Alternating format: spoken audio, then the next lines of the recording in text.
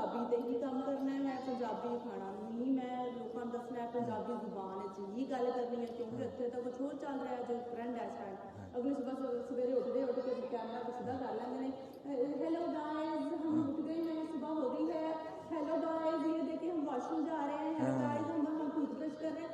लोग तो इंज करके इतने वायरल हो रहे थे, ਤੁਹਾਨੂੰ ਕੀ ਪਈ ਵਿੱਚ ਤੁਸੀਂ ਪੰਜਾਬੀ 'ਚ ਇਹ ਕੰਮ ਕਰਨਾ ਸ਼ੁਰੂ ਕਰਤਾ? ਮਿਹਰਬਾਨੀ। ਆਵਾਜ਼ ਆ ਰਹੀ? ਆ ਰਹੀ। ਅੱਛਾ, ਇੱਕ ਤਾਂ ਜੀ ਅਸੀਂ ਤੁਹਾਡੇ ਬੜੇ ਸ਼ੁਕਰਗੁਜ਼ਾਰ ਹਾਂ ਡਾਕਟਰ ਸ਼ਮੈਲਾ ਸਾਹਿਬਾ, ਰਿਆਜ਼ ਬਾਬਰ ਸਾਹਿਬ, ਇਹਨਾਂ ਦੇ ਖਸੂਸੀ ਤੌਰ 'ਤੇ ਜਿਨ੍ਹਾਂ ਨੇ ਐਡਾ ਸੋਹਣਾ ਇਕੱਠ ਕੀਤਾ, ਮੇਲਾ ਸਜਾਇਆ ਜਸ਼ਨੇ ਪੰਜਾਬ ਦਾ, ਸ਼ੁਕਰੀਆ।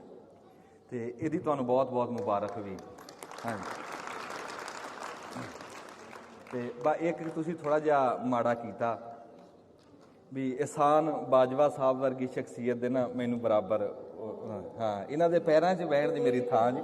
ਹਾਂ, ਇਹਨਾਂ ਤੋਂ ਅਸੀਂ ਸਿੱਖਿਆ, ਇਹਨਾਂ ਤੋਂ ਅਸੀਂ ਬੋਲਣਾ ਸਿੱਖਿਆ, ਅਤੇ ਇਹਨਾਂ ਦੇ ਤੁਸੀਂ ਜੀ ਇਹਨਾਂ ਨੂੰ ਤਾਂ ਸੁਣਨ ਵਾਸਤੇ ਅਸੀਂ ਆਏ ਸੀ। ਮੈਂ ਇਸੇ ਵਾਸਤੇ ਨਾ ਤੁਹਾਡੇ ਦੋਵਾਂ ਦੇ ਵਿਚਕਾਰ ਬੈਠਾ ਤਾਂ।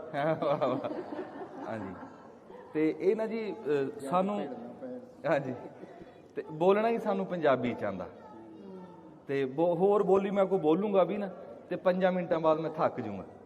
ਪੰਜਾਬੀ ਮੈਨੂੰ ਸਾਰੀ ਦਿਹਾੜੀ ਬੁਲਾਈ ਰੱਖੋ, ਹਾਂ ਮੈਂ ਨਹੀਂ ਥੱਕਦਾ। ਅਤੇ ਫਿਰ ਜਿਹੜੀ ਸਾਡੀ ਰੈਤਲ ਬੈਤਲ ਆ, ਸਾਡਾ ਵਸੇਬ ਆ, ਅਤੇ ਉਹੀ ਦਿਖਾਈ। ਫਿਰ ਜਿਹੜੇ ਸਾਡੇ ਦੁੱਖ ਸੀਗੇ, ਮੈਂ ਕਿਹਾ ਵੀ ਚੱਲ ਬਣਾਉਣੀ ਤਾਂ ਹੈ ਹੀ ਹੈ ਵੀਡੀਓ, ਵੀ ਆਪਦੇ ਕਿਸਾਨਾਂ ਦੇ ਮਾਂ ਬੋਲੀ ਅਤੇ ਮਾਂ ਬੋਲੀ ਦੇ ਪੁੱਤਰਾਂ ਦੀ ਗੱਲ ਕਿਉਂ ਨਾ ਕਰਾਂ। ਅਤੇ ਬਸ ਉਹ ਗੱਲ ਸੁਣਾਈ, ਅਤੇ ਉਹ ਇਹਨਾਂ ਭੈਣ ਭਰਾਵਾਂ ਨੇ ਪਸੰਦ ਕੀਤੀ, ਅਤੇ ਅੱਜ ਇੰਨਾ ਪਿਆਰ ਦਿੱਤਾ ਵੀ ਇੱਥੇ ਬੈਠਾ, ਸਾਨੂੰਲਾ ਬਾਜਵਾ ਸਾਹਿਬ ਦੇ ਕੋਲ ਬੈਠਾ। ਹਾਂਜੀ,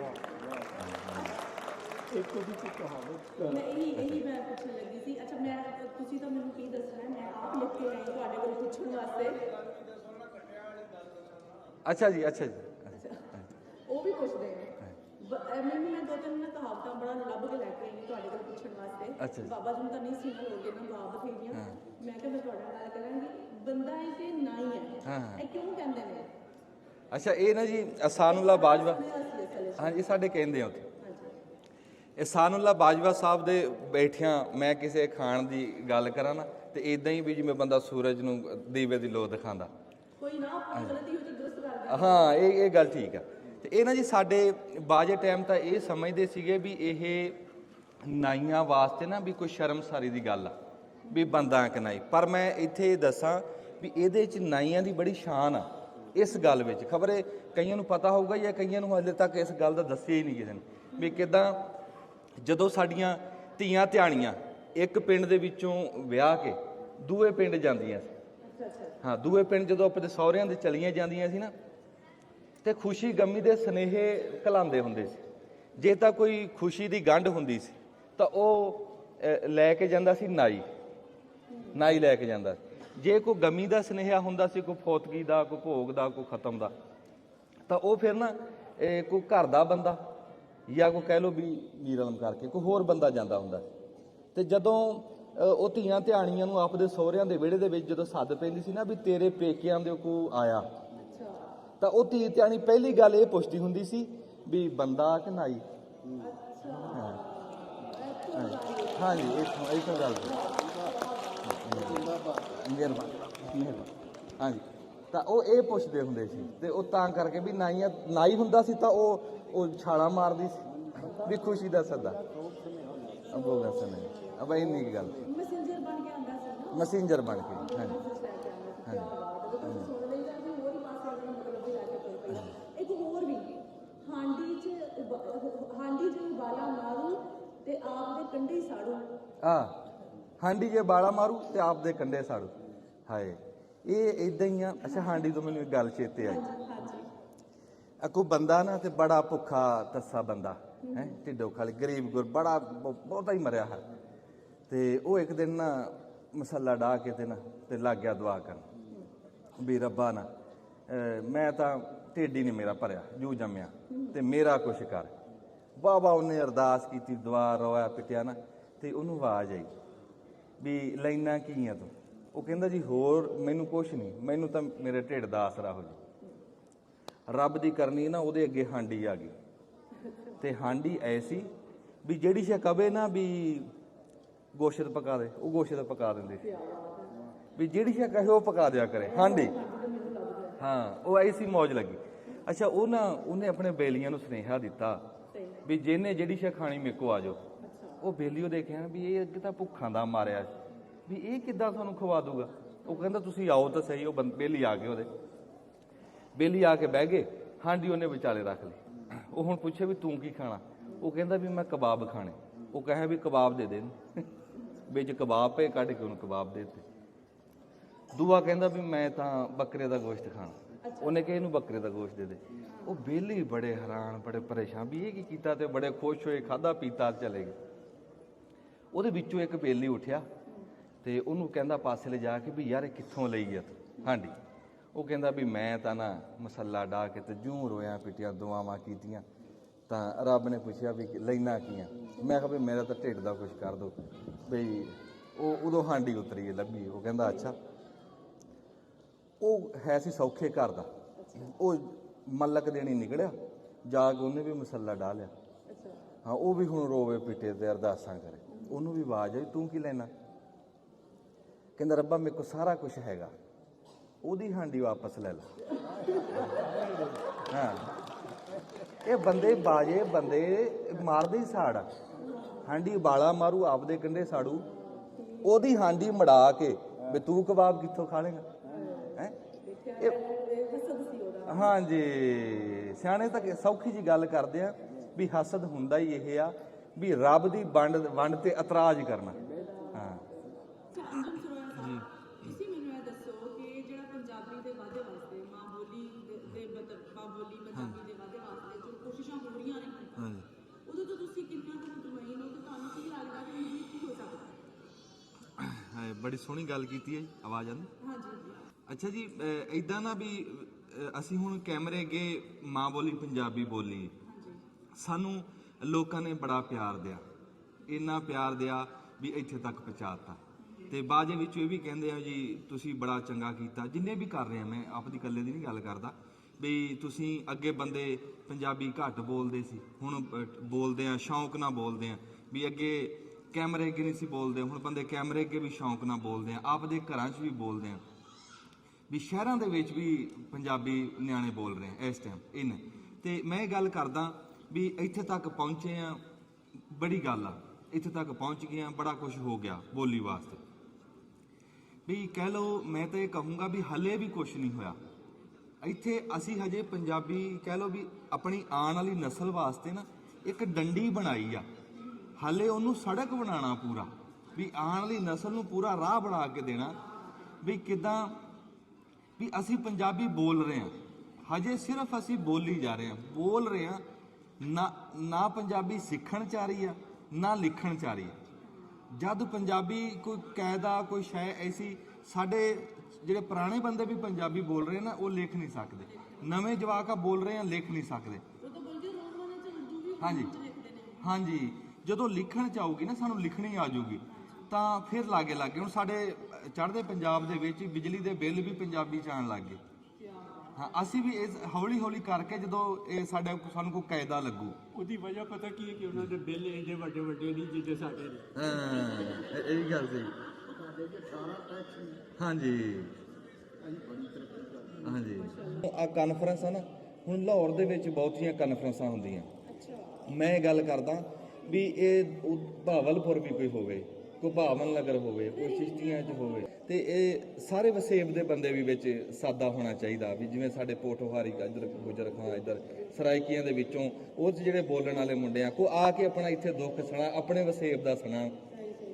ਇੱਥੇ ਕਿਤੇ ਕਿਤੇ ਹੈ ਕਮੀ ਨਾ, ਵੀ ਜਦੋਂ ਹੁੰਦੀ ਹੈ, ਜਦੋਂ ਵੀ ਕਾਨਫਰੰਸ ਹੁੰਦੀ ਹੈ ਨਾ, ਕਈ ਵਾਰੀ ਦੇਖਿਆ ਵੀ ਰਾਵਲਪਿੰਡੀ ਵੱਲੋਂ ਸੱਦਾ ਕੋਈ ਨਹੀਂ ਜਾਂਦਾ, ਉੱਧਰੋਂ ਕੋਈ ਬੰਦਾ ਨਹੀਂ ਇੱਥੇ ਆਉਂਦਾ ਹੈ, ਪੋਠੋਹਾਰੀ 'ਚੋਂ, ਫਿਰ ਇੱਧਰ ਸਰਾਇਕੀ ਵੱਲੋਂ ਸੱਦਾ ਨਹੀਂ ਜਾਂਦਾ, ਫਿਰ ਇੱਦਾਂ ਕਿੱਦਾਂ ਆ ਜਾਣ? ਉਹ ਤੀਵੀਂ ਬੰਦਾ ਗਏ ਨਾ, ਬੰਦਾ ਆਪਣੀ ਤੀਵੀਂ ਨੂੰ ਛੱਡਣ ਗਿਆ ਸਹੁਰਿਆਂ ਦੇ, ਰੇਲ ਗੱਡੀ ਤੋਂ ਉਤਰਿਆ ਤੇ ਉਹ ਜਾ ਕੇ ਜਦੋਂ ਆਪਣੇ ਸਹੁਰਿਆਂ ਦੇ ਘਰ ਪਹੁੰਚੇ, ਸਹੁਰਾ ਬੈਠ ਕੇ ਬੈਠਾ ਸੀ, ਤੇ ਉਹ ਸਹੁਰੇ ਨੇ ਜਵਾਈ ਨੂੰ ਕਿਹਾ ਵੀ ਇੱਥੇ ਪਾ ਦੇ, ਧੀ ਨੂੰ ਕਹਿੰਦਾ ਵੀ ਇਹਦੇ ਵਾਸਤੇ ਕੋਈ ਚਾਹ ਪਾਣੀ ਲਿਆ। ਤੇ ਉਹ ਕਹਿੰਦਾ ਵੀ ਆਪਣੇ ਜਵਾਈ ਨੂੰ ਪੁੱਛਦਾ ਸਹੁਰਾ ਵੀ ਸੁਣਾ। ਉਹ ਕਹਿੰਦਾ ਜੀ ਸੁਣਾਵਾਂ ਕੀ, ਵੀ ਤੁਹਾਡਾ ਜਿਹੜਾ ਪਿੰਡ ਆ ਨਾ, ਵੀ ਰੇਲ ਗੱਡੀ ਦੇ ਸਟੇਸ਼ਨ ਤੋਂ ਨਾ 11 ਮੀਲ ਤੇ ਥੱਕ ਗਿਆ ਮੈਂ। ਉਹ ਕਹਿੰਦਾ ਨਹੀਂ ਯਾਰ 11 ਨਹੀਂ 10 ਮੀਲ। ਉਹ ਕਹਿੰਦਾ ਨਹੀਂ ਜੀ ਮੈਂ ਹੁਣ ਤੁਰ ਕੇ ਆਇਆ 11 ਮੀਲ। ਉਹਨਾਂ ਦੀ ਬਹਿਸ ਹੀ ਹੋ ਗਈ, ਉਹ ਖਪਣ ਲੱਗ ਗਿਆ ਆਪਸ 'ਚ, ਵਾਹਵਾ ਰੌਲੀ ਜੀ ਪੈ ਗਈ। ਉਹਦੀ ਧੀ ਨੇ ਜਦੋਂ ਅੰਦਰ ਸੁਣਿਆ ਨਾ ਵੀ ਕੀ ਰੌਲੀ ਜੀ ਪਾਈ ਇਹਨਾਂ ਨੇ, ਉਹ ਆ ਕੇ ਕਹਿੰਦੀ ਵੀ ਅੱਬਾ ਕੀ ਗੱਲ ਆ। ਉਹ ਕਹਿੰਦੀ ਵੀ ਤੇਰਾ ਬੰਦਾ ਕਹਿੰਦਾ ਵੀ ਸਟੇਸ਼ਨ ਤੋਂ ਪਿੰਡ 11 ਮੀਲ ਆ ਤੇ ਮੇਰਾ ਗਿੱਠਾਂ ਦਾ ਮਿਣਿਆ ਵੀ ਇਹ 10 ਮੀਲ ਆ। ਤੇ ਉਹਦੀ ਧੀ ਕਹਿੰਦੀ ਅੱਬਾ ਵੀ ਜਿੱਥੇ ਧੀ ਦਿੱਤੀ ਆ ਨਾ ਉੱਥੇ ਮੀਲ ਵੀ ਛੱਡ ਦੇ। ਜਦੋਂ ਅਸੀਂ ਪੰਜਾਬੀ ਆ ਨਾ, ਪੂਰੇ ਪੰਜਾਬ ਦੇ ਵਸਣ ਵਾਲੇ ਪੰਜਾਬੀ ਆ, ਫਿਰ ਅਸੀਂ ਇਹ ਫਰਕ ਕਰਨਾ ਛੱਡ ਦਈਏ। ਜਦੋਂ ਵੀ ਲਾਹੌਰ 'ਚ ਕਾਨਫਰੰਸ ਹੋਵੇ, ਤੁਸੀਂ ਹਮੇਸ਼ਾ ਕਹਿੰਦੇ ਹੋ ਸਿਆਣੇ ਕਹਿੰਦੇ ਨੇ, ਤੁਸੀਂ ਕਹਿਣਾ ਚਾਹ ਰਹੇ ਹੋ ਕਿ ਸਾਰੇ ਆ ਕੇ ਲਾਹੌਰ 'ਚ ਸਿਆਣੇ ਕਿਉਂ ਕਹਿੰਦੇ ਨੇ, ਹੋਰ ਇਲਾਕਿਆਂ 'ਚ ਵੀ ਕਹਿਣ। ਤੇ ਉਹ ਕਿਸੇ ਕਿਤੇ ਨਾ ਮੈਨੂੰ ਜੀ ਟੈਲੀਫੋਨ ਆਇਆ ਉਧਰੋਂ ਜਨੂਬੀ ਪੰਜਾਬ 'ਚੋਂ ਤੇ ਰਾਵਲਪਿੰਡੀ ਵੱਲੋਂ। ਉਹ ਕਹਿੰਦੇ ਵੀ ਯਾਰ ਸਾਨੂੰ ਕਿਸੇ ਕਾਨਫਰੰਸ ਤੇ ਨਹੀਂ ਤੁਸੀਂ ਸੱਦਦੇ, ਸਾਡੇ ਮੁੰਡੇ ਵੀ ਵੀਡੀਓ ਬਣਾਉਂਦੇ, ਸਾਡੇ ਮੁੰਡੇ ਵੀ ਮਸ਼ਹੂਰ ਆ, ਸਾਡੇ ਧੀ ਪੁੱਤਰ ਵੀ ਕੀ ਗੱਲ ਲਾਹੌਰ ਦੇ ਵਿੱਚ ਤੁਸੀਂ ਪੰਜਾਬੀ ਆ, ਹੋਰ ਪੰਜਾਬੀ ਹੈ ਨਹੀਂ। ਤੇ ਮੈਂ ਉਹਨਾਂ ਦੀ ਇੱਥੇ ਗੱਲ ਕਰ ਰਿਹਾ ਵੀ ਉਹਨਾਂ ਨੂੰ ਜਦੋਂ ਵੀ ਕਿਤੇ ਕਾਨਫਰੰਸ ਹੋਵੇ ਨਾ, ਤੇ ਸਾਡੇ ਪੋਠੋਹਾਰੀ ਗੁੱਜਰ ਖਾਨ ਜੀ ਤੇ ਇੱਕ ਸਾਡੇ ਸਰਾਇਕੀ, ਉਹ ਵੀ ਸਾਡੇ ਇੱਥੇ ਨਾਲ ਬਰਾਬਰ ਬੈਠੇ ਆ ਬਸ। ਸਰੋਇਆ ਸਾਹਿਬ, ਤੁਸੀਂ ਜਿਹੜਾ ਕਿਸਾਨੀ ਮਸਲਿਆਂ ਦੀ ਗੱਲ ਕਰਦੇ ਹੋ, ਹਾਂਜੀ ਤੁਹਾਨੂੰ ਕਿਉਂਕਿ ਤੁਸੀਂ ਬਹੁਤ ਆਵਾਮੀ ਅੰਦਾਜ਼ ਵਿੱਚ ਜਿਹੜੇ ਮਸਲੇ ਲੋਕਾਂ ਦੇ ਸਾਹਮਣੇ ਲੈ ਕੇ ਆਉਂਦੇ ਹੋ, ਹੁਣ ਮੇਰਾ ਜਿਹੜਾ ਸਵਾਲ ਉਹ ਇਹ ਹੈ ਕਿ ਵੀ ਤੁਹਾਨੂੰ ਕਿੱਦਾਂ ਲੱਗਦਾ ਹੈ ਕਿ ਵੀ ਇਹ ਜਿਹੜੇ ਮਸਲੇ ਨੇ ਉਹ ਉਹਨਾਂ ਦੇ ਹੱਲ ਵਾਸਤੇ ਕੀ ਛੋਟੇ ਜਿਹੜੇ ਬੁਨਿਆਦੀ ਕਦਮ ਨੇ ਉਹ ਕਿਵੇਂ ਚੁੱਕੇ ਜਾ ਸਕਦੇ ਨੇ, ਉਹ ਕਿਹਦੀ ਜ਼ਿੰਮੇਵਾਰੀ ਹੈ ਕਰਨਾ? ਹਾਂਜੀ, ਇਹ ਨਾ ਜੀ ਇਸ ਟਾਈਮ ਜਿਹੜੀ ਹਾਲਤ ਦੀ ਤੁਸੀਂ ਗੱਲ ਕਰਦੇ ਆ, ਸਾਰਿਆਂ ਤੋਂ ਪਹਿਲਾਂ ਤਾਂ ਜੀ ਸਾਨੂੰ ਏਕੇ ਦੀ ਲੋੜ ਆ ਵੀ ਅਸੀਂ ਸਾਰੇ ਜਿਹੜੇ ਕਿਸਾਨ ਆ ਨਾ ਉਹ ਏਕਾ ਕਰ ਲਈਏ। ਕੋਈ ਐਸਾ ਕੋ ਬਣਾਈਏ ਯੂਨਿਟ ਕੋ ਬਣਾਈਏ, ਕੋਈ ਐਸੀ ਤਨਜ਼ੀਮ ਹੋਵੇ ਜਿਹੜੀ ਪਿੰਡਾਂ ਤੋਂ ਲਾ ਕੇ ਤਹਿਸੀਲਾਂ ਜ਼ਿਲ੍ਹਿਆਂ ਸਾਰਿਆਂ ਦੇ ਵਿੱਚ ਨਾ ਕੋਈ ਇੱਕ ਗੱਲ ਹੋਵੇ। ਫਿਰ ਸਾਡਾ ਕੋਈ ਮੋਹਰੀ ਹੋਵੇ, ਸਾਨੂੰ ਅਸੈਂਬਲੀ ਦੇ ਵਿੱਚ ਜਿਹੜਾ ਕੋਈ ਸੀਟ ਖਸੂਸੀ ਕਿਸਾਨਾਂ ਦੀ ਲੱਭੇ, ਜਿਹੜਾ ਗੱਲ ਕਿਸਾਨੀ ਦੀ ਕਰੇ, ਜਿਹੜਾ ਜਿਹਨੇ ਹੱਥੀਂ ਕੀਤਾ ਹੋਵੇ ਕਿਸਾਨੀ ਦਾ ਕੰਮ, ਉਹਨੂੰ ਪਤਾ ਹੋਵੇ ਵੀ ਸਾਡੇ ਦੁੱਖ ਕੀ ਆ, ਤੇ ਉਹ ਜਾ ਕੇ ਉੱਥੇ ਗੱਲ ਕਰੇ। ਫਿਰ ਜਿਹੜੀ ਸਾਡੇ ਤੇ ਸਰਕਾਰ ਦੇ ਵਿੱਚ ਸੀਸੇ ਦੀ ਕੰਧ ਆ ਨਾ, ਉਹ ਕੰਧ ਕੋ ਖਤਮ ਕਰ ਦੇਵੇ ਵੀ ਜਿਹਦੇ ਇੱਕ ਪਾਸੋਂ ਦਿਸਦਾ ਦੂਏ ਪਾਸੋਂ ਨਹੀਂ ਦਿਸਦਾ, ਵੀ ਹਾਂ ਉਹ ਕੋ ਖਤਮ ਹੋਵੇ। ਵੀ ਸਾਨੂੰ ਤਾਂ ਸਰਕਾਰ ਦੇਖਦੀ ਹੈ ਅਯਾਸ਼ੀਆਂ ਕਰਦੀ, ਸਰਕਾਰ ਨੂੰ ਅਸੀਂ ਰੋਲਦੇ ਨਹੀਂ ਦੇਖਦੇ। ਵੀ ਉਹ ਕੋ ਸ਼ੀਸ਼ਾ ਚੱਕ ਕੇ ਪਰਾਂ ਕਰੇ, ਅਸੀਂ ਆਮਣੇ ਸਾਹਮਣੇ ਹੋਈਏ। ਜਿਹੜੀ ਕਿਸਾਨ ਤੇ ਹਕੂਮਤ ਦੀ ਇਸ ਟਾਈਮ ਦੂਰੀ ਆ ਨਾ ਉਹ ਮੁੱਕੇ। ਹੁਣ ਇਸ ਟਾਈਮ ਸਰਕਾਰ ਦਾ ਤਾਂ ਹਾਲਾਤ ਇਹ ਆ ਬਈ ਕਿਸੇ ਨਾ ਬੰਦੇ ਨੇ ਮੱਕੀ ਲਾਈ ਕਿੱਲਾ, ਚੰਗੀ ਠੁਕਵੀਂ ਮੱਕੀ ਖਲੋਤੀ, ਉਹਨੇ ਬੜਾ ਖਰਚਾ ਕੀਤਾ ਤੇ ਰੱਬ ਦੀ ਕਰਨੀ ਝਾਂਜਾ ਚੱਲ ਗਿਆ ਜੁਮੇਸ਼ਾ, ਉਹ ਝਾਂਜਾ ਚੱਲਿਆ, ਸਾਰੀ ਮੱਕੀ ਲੈ ਗਏ। ਤੇ ਹੁਣ ਉਹ ਝਾਂਜੇ ਤੋਂ ਬਾਅਦ ਨਾ ਬਿਜਲੀ ਲਸ਼ਕੇ, ਉਹ ਜ਼ਿਮੀਦਾਰ ਦਾ ਪੁੱਤ ਪੁੱਛਦਾ ਵੀ ਅੱਬਾ ਇਹ ਕੀ ਹੈ, ਅਖੇ ਲਾਈਟਾਂ ਮਾਰ ਕੇ ਦੇਖਦਾ ਵੀ ਕੋਈ ਟਾਂਡਾ ਰਹਿ ਤਾਂ ਨਹੀਂ ਗਿਆ। ਇਸ ਟਾਈਮ ਸਰਕਾਰ ਜਿਹੜੀ ਆ ਨਾ ਉਹ ਸਾਡੀ ਦੇਖ ਰਹੀ ਆ ਲਾਈਟਾਂ ਮਾਰ ਮਾਰ ਕੇ ਵੀ ਕਿਸਾਨ ਕਿਸੇ ਪਾਸੋਂ ਉਹਨਾਂ ਨੂੰ ਕੋਈ ਬਚਤ ਆ ਤਾਂ ਨਹੀਂ ਰਹੀ। ਦੇਖੋ ਹਾਂਜੀ, ਸਾਡੇ ਮੁਲਕ ਦੇ ਵਿੱਚ ਕਹਿੰਦੇ 70% ਕਿਸਾਨੀ ਆ, ਉਸ 70% ਦੀ ਜੇ ਮੈਂ ਵੰਡ ਕਰਾਂ ਨਾ ਤੇ ਵਿੱਚੋਂ 65% ਸਾਡੀ ਜਿਹੜੀ ਆਮਦਨ ਆ ਉਹ ਡੰਗਰਾਂ ਦੀ ਆ। ਇਸ ਟਾਈਮ ਜਿਹੜੇ ਬੰਦਿਆਂ ਕੋਈ 4 ਡੰਗਰ ਆ ਨਾ ਜਿਹਦੇ ਬੂਹੇ ਤੇ, ਉਹ ਬੰਦਾ ਬਚਿਆ। ਜਿਹੜੀਆਂ ਫਸਲਾਂ ਸੀ ਨਾ ਮੋਟੀਆਂ, ਉਹਨਾਂ ਨੇ ਸਾਨੂੰ ਰਗੜ ਕੇ ਰੱਖਤਾ। ਸਰਕਾਰ ਦੀ ਨਿਗਾਹ ਪੈ ਗਈ ਡੰਗਰਾਂ ਤੇ। ਹੁਣ ਉਹਨਾਂ ਨੇ ਕੀ ਕੀਤਾ ਵੀ ਡੰਗਰਾਂ ਦੇ ਉੱਤੇ ਵੀ ਟੈਕਸ ਲਾਤਾ ਵੀ ਇਹ ਪਾਸਾ ਵੀ ਰਹਿ ਨਾ ਜਾਵੇ। ਸਾਡੀ ਜਿਹੜੀ ਮਾਲ ਮੰਡੀਆਂ ਲੱਗਦੀਆਂ, ਤੁਸੀਂ ਪੂਰੇ ਪੰਜਾਬ 'ਚ ਟੁਰ ਫਿਰ ਕੇ ਦੇਖ ਲਓ, ਪੂਰੇ ਪਾਕਿਸਤਾਨ ਦੇ ਵਿੱਚ ਉਹਨਾਂ ਮੰਡੀਆਂ ਦੇ ਉੱਤੇ ਜਿਹੜਾ ਜ਼ੁਲਮ ਹੋ ਰਿਹਾ, ਉੱਥੇ ਕੋਈ ਬੰਦਾ ਨਹੀਂ ਬੋਲ ਰਿਹਾ ਵੀ ਮੰਡੀ ਦੇ ਵਿੱਚ ਉਹ ਵੱਖਰਾ ਟੈਕਸ ਲੱਗੇ ਹੋਏ, ਵੀ ਡੰਗਰ ਵੜਦਿਆਂ ਟੈਕਸ, ਡੰਗਰ ਨਿਕਲਦਿਆਂ ਟੈਕਸ, ਵੇਚਣ ਦਾ ਟੈਕਸ, ਖਰੀਦਣ ਦਾ ਟੈਕਸ, ਫਿਰ ਉੱਥੇ ਮੰਜੀ ਦੇ ਉੱਤੇ ਬਹਿਣ ਦਾ ਵੀ ਟੈਕਸ ਆ, ਮੰਜੀ ਕਿਰਾਏ ਤੇ ਮਿਲ, ਪੱਠੇ ਲੈਣ ਦਾ ਟੈਕਸ ਆ, ਪਾਣੀ ਪਿਆਉਣ ਦਾ ਟੈਕਸ ਆ। ਮੈਂ ਕਹਿੰਦਾ ਵੀ ਉਹ ਖਾਲਸ ਜ਼ਿਮੀਦਾਰਾਂ ਦਾ ਉਹ ਅੱਡਾ ਵੀ ਫਿਰ 2-4 ਮੰਡੀਆਂ ਕੱਢ ਦਈਏ ਨਾ, ਬਾਕੀ ਉਹਨਾਂ ਨੇ ਰੜੇ ਮੈਦਾਨ ਦਾ ਨਾਮ ਮੰਡੀ ਰੱਖਿਆ, ਕੋਈ ਸਹੂਲਤ ਹੈ ਨਹੀਂ ਉੱਥੇ। ਇਹ ਮੰਡੀ ਦਾ ਟੈਕਸ ਤਾਂ ਨਹੀਂ ਲਿਆ, ਹਾਂ ਇੱਥੇ ਤਾਂ ਕਿਸੇ ਨੇ ਨਹੀਂ ਲਿਆ। ਤੇ ਮੈਂ ਕਹਿੰਦਾ ਵੀ ਉਧਰ ਵੀ ਕਿਸੇ ਦਾ ਧਿਆਨ ਹੋਵੇ ਸਾਡੇ ਮੰਡੀਆਂ ਦੇ ਵਿੱਚ, ਕਿਉਂ ਉਹ ਸਾਡੇ ਕਿਸਾਨ ਆ, ਉੱਥੇ ਵੇਚਣ ਵੀ ਕਿਸਾਨ ਜਾਂਦੇ, ਖਰੀਦਣ ਵੀ ਕਿਸਾਨ ਜਾਂਦੇ। ਸਾਡੀ ਮੰਡੀਆਂ ਦੇ ਉੱਤੇ ਕੋਈ ਗੌਰ ਕਰੇ ਕੋਈ ਬੰਦਾ ਵੀ ਉਹ ਜਿਹੜਾ ਇੰਨਾ ਜ਼ੁਲਮ ਹੋ ਰਿਹਾ, ਕੋਈ ਉਹਦਾ ਕੋਈ ਪੁੱਛ ਪ੍ਰੀਤ ਹੋਵੇ ਵੀ ਇਹ ਇੱਥੇ ਇੰਨਾ ਜ਼ੁਲਮ ਕਿਉਂ ਕਰ ਰਹੇ। ਤੁਹਾਡਾ ਪ੍ਰੋਬਲਮ ਪਤਾ ਕੀ ਹੈ ਕਿ ਤੁਸੀਂ ਡੰਗਰਾਂ ਨੂੰ ਅਸੈਂਬਲੀਆਂ 'ਚ ਭੇਜ ਦਿੱਤਾ। ਵਾਹ ਵਾਹ ਵਾਹ ਵਾਹ ਵਾਹ ਵਾਹ ਵਾਹ। ਸਿਆਣੇ ਕਹਿੰਦੇ ਆ ਵੀ ਜਿਹੜੇ ਘਰ ਮੁਰਗੀਆਂ ਹੋਣ ਉਥੋਂ ਸੋਗ ਨਹੀਂ ਜਾਂਦਾ। ਤੇ ਜਦੋਂ ਹਕੂਮਤ ਹੀ ਕਿਸਾਨ ਦੁਸ਼ਮਣਾਂ ਦੀ ਹੋਊਗੀ ਤਾਂ ਕਿਸਾਨੀ ਕਿੱਦਾਂ ਸਿਰ ਚੱਕੂਗੀ, ਇਹ ਹੋ ਹੀ ਨਹੀਂ ਸਕਦਾ। ਪਰ ਇੱਕ ਗੱਲ ਮੈਂ ਜਿਹੜੀ ਨਾ ਆਪਣੇ ਸਾਡੇ ਪਿੰਡ ਦਾ ਵਕੂਆ ਮੈਂ ਇੱਥੇ ਨਾ ਅਸੀਂ ਵੇਖਿਆ ਇੱਥੇ ਵੱਡੇ ਟੀਵੀ ਵਾਲੇ ਵੀ ਆਏ ਵੀ ਸਾਡੀ ਗੱਲ ਖਬਰੇ ਪਹੁੰਚ ਜਵੇ ਕਿ ਸਾਡੇ ਪਿੰਡ ਦੇ ਵਿੱਚ ਨਾ ਜੀ ਮੁੰਡਾ ਬਾਹਰਲੇ ਮੁਲਕ ਗਿਆ, ਰੱਬੀ ਹੁਕਮੇ ਰੱਬੀ ਨਾਲ ਉਹਦੀ ਮੌਤ ਹੋ ਗਈ ਉੱਥੇ, ਤੇ 3 ਮਹੀਨੇ ਹੋ ਗਏ ਜੀ ਉੱਥੇ ਉਹ 25 ਲੱਖ ਰੁਪਈਆ ਮੰਗਦੇ ਸੀ ਬਈ 25 ਲੱਖ ਦਿਓ ਤੇ ਅਸੀਂ ਲਾਸ਼ ਇੱਥੇ ਖਰਚਾ ਆਣਾ ਇਹਨਾਂ। ਮੈਂ ਸਿਰਫ ਇਹ ਗੱਲ ਪੁੱਛਣ ਲੱਗਾ ਵੀ ਸਾਡੀਆਂ ਜਿਹੜੀਆਂ ਅੰਬੈਸੀਆਂ ਉਹ ਰਗੜ ਕੇ ਗੋਡਿਆਂ ਤੇ ਲਾਣੀਆਂ, ਜੇ ਸਾਡੇ ਪੁੱਤਰਾਂ ਦੀਆਂ ਲਾਸ਼ਾਂ ਵੀ ਨਹੀਂ ਇੱਥੇ ਤੱਕ ਆ ਪਿੰਡ ਦਾ ਨਹੀਂ ਮਰਿਆ ਉਦਾਂ ਉਹ ਵੀ 2 ਮਹੀਨੇ ਹੋਏ ਨੇ ਹਾਲੇ ਲਾਸ਼ ਨਹੀਂ ਆਈ।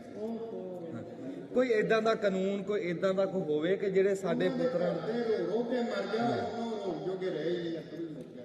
ਹਾਂਜੀ 25 ਜਦੋਂ ਉਹਨਾਂ ਨੇ ਕਿਹਾ ਨਾ ਜੀ ਕਿ ਸਾਡੇ ਕੋਲ 25 ਲੱਖ ਹੈ ਨਹੀਂ, ਤੁਸੀਂ ਉੱਥੇ ਅੱਲਾ ਦੇ ਸਪੁਰਦ ਕਰ ਦਿਓ, ਉੱਥੇ ਦਫਨਾ ਦਿਓ, ਕਹਿੰਦੇ ਉੱਥੇ ਦਫਨਾਉਣ ਦਾ 5 ਲੱਖ ਰੁਪਈਆ ਲੈ। ਤੇ ਇਦਾਂ ਕੋਈ ਸਾਡੀ ਅੰਬੈਸੀ ਸੀ, ਇਹ ਯਮਨ ਦਾ ਵਾਕਿਆ ਜੀ। ਮੈਂ ਉਹ ਪੁੱਛਦਾ ਵੀ ਜਿਹੜੀ ਯਮਨ 'ਚ ਪਾਕਿਸਤਾਨ ਦੀ ਅੰਬੈਸੀ ਆ ਉਹ ਏਡੀ ਸੁੱਤੀ ਪਈ ਆ, ਇੱਥੇ ਜੀਣ ਜੋਗੇ ਨਹੀਂ ਛੱਡਿਆ, ਉੱਥੇ ਮਰਨਾ ਵੀ ਔਖਾ ਕਰਤਾ। ਹਾਂਜੀ